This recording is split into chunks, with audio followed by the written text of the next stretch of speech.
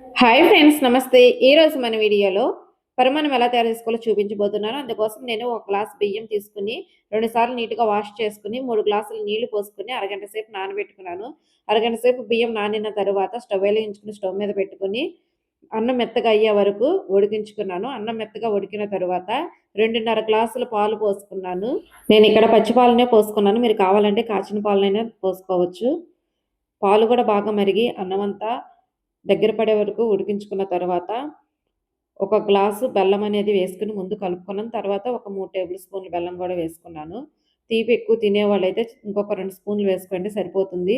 లేదంటే పాలు తక్కువ పోసుకున్న వాళ్ళైతే బెల్లం చూసి అడ్జస్ట్ చేసుకోండి.